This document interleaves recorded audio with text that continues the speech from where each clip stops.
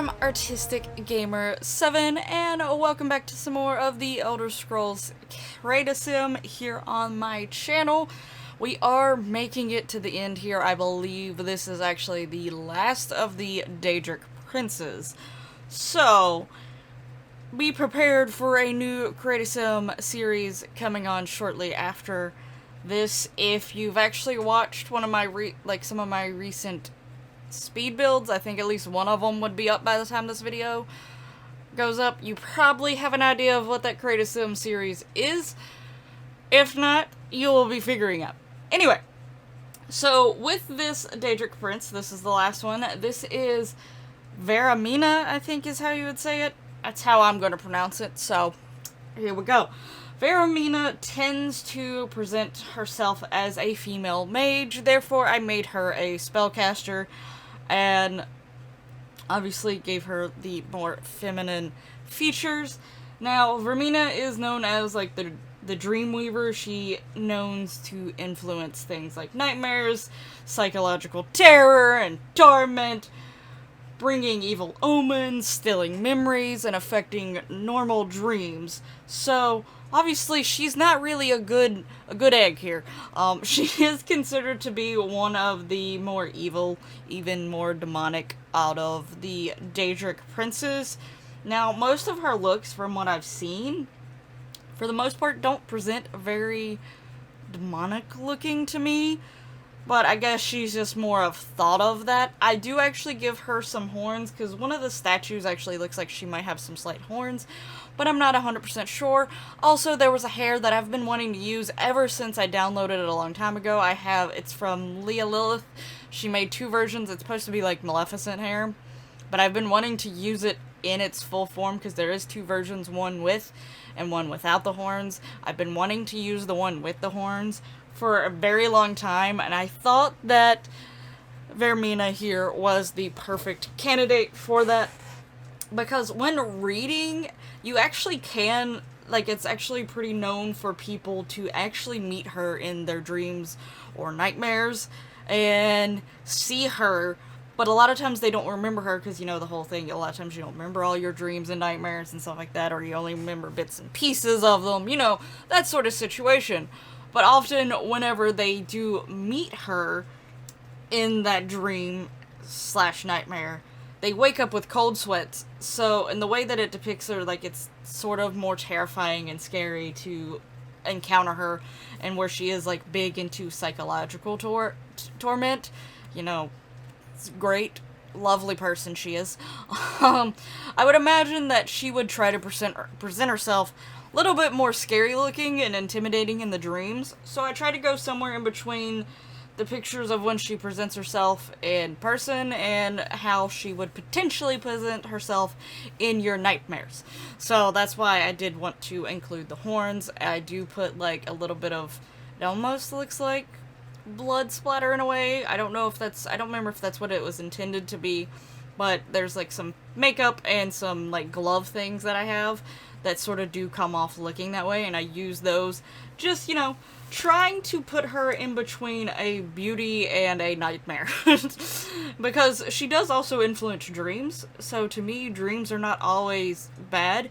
Now, obviously, with how she's described, I imagine she gives you good dreams for so long, and then just absolutely randomly you think you're having another good dream, and then it just turns into an absolute nightmare, because of the whole psychological torment and terror. And, she does it in such a way that you wonder if any of your dreams are actually good. That sort of thing. That's just how I sort of imagine that she does. But, apparently, she does have influence over dreams. Apparently, a lot of times her followers technically will pray to her before going to sleep in hopes of not having nightmares and having dreams instead, or, just not remembering them. So, yeah. Part of me wants to imagine her as somewhere in between a terror and a beauty. Also, I did read in the Elder Scrolls Online, with her questline, the area where you run into her at, she actually apparently has a lover, and she apparently gets very mad at you for killing said lover. So, again, I'm just imagining, she has some beauty there to lure people close to her, or, first she looks like a beautiful mage, and then she turns into this scary creature or whatever. So that was the whole thing behind her when creating her. I actually really do love when, like, how she turns out. I don't know why I went to go say when. But yeah, I really do like how she turned out.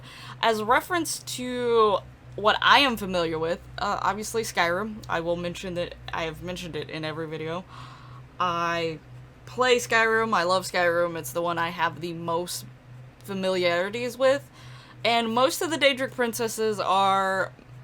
I said princesses. Princes are mentioned in some form or way in Skyrim. Not all of them, and some of them are a little bit harder to run into or find out about than others. Vaermina here, even though I didn't recognize her name when I was like going down the list, writing down the list of the names of the Daedric princes, I didn't recognize her name because I hadn't, until recent years, I hadn't fully played through the quest, and I've only fully played through it once, so the name didn't necessarily stick through to me. The whole quest line itself is very memorable, but her name individually didn't stick as much. But if you've ever been to Dawnstar, you've probably constantly heard, or you've like came across at least a starting conversation where they talk about nightmares, and then every once in a while you actually hear people complaining about nightmares, and you just keep hearing about nightmares. That is the start of the quest, technically, entangled with her. She is... There's like a temple or something near there. I think it originally was something else, but her shrine is inside there. I can't remember fully. If it was her followers and something went awry, or another group of people went in there and took it over, but then her shrine got activated or something.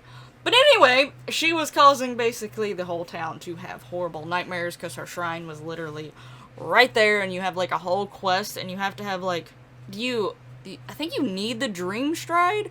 Why I remember that, I think it's a book, and you need it to be able to actually get into where her shrine's at. But yeah, like I said, I remember the quest pretty well for the most part. I even can picture doing some of the parts of it and what certain rooms look like. Like there was one big like library-like room. Maybe that's where you find the Dream Stride at, actually. Maybe it's like in there, but you can only go so far into it without the Dream Stride, and then you gotta find the Dream Stride. That actually seems about right. You have to find something in that library to continue on, so I'm pretty sure it is the Dream Stride. Oh, anyway. So yeah, I remember the quest line attached to her pretty well. I just didn't recognize her name at first and didn't realize that that was her. But yeah, that's her. So yeah, she is nightmare fuel psychological torture type person. Lovely, right?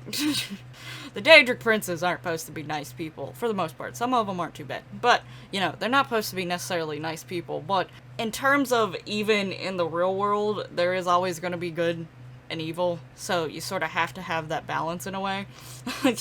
And that's the Daedric princes and the Divines. Good and evil. And then some blur the lines. Which also happens in real life sometimes.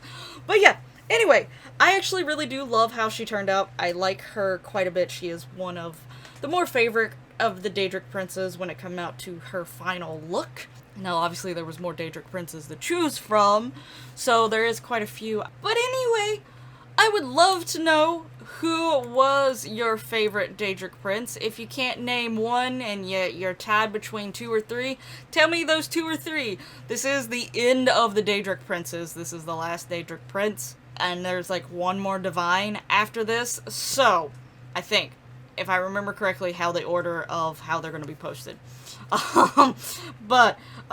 Yeah, brain's not functioning very well early in the morning. I'm actually pretty close to fully uploading all the end ones. Like, the channel is close to the end also. So I'm not really pre-recording this extremely ahead of time. But for some reason my brain still can't comprehend things. Anyway, but yeah, I'm pretty sure there's one divine after this, and then this series will be over, and the new series will be starting soon after.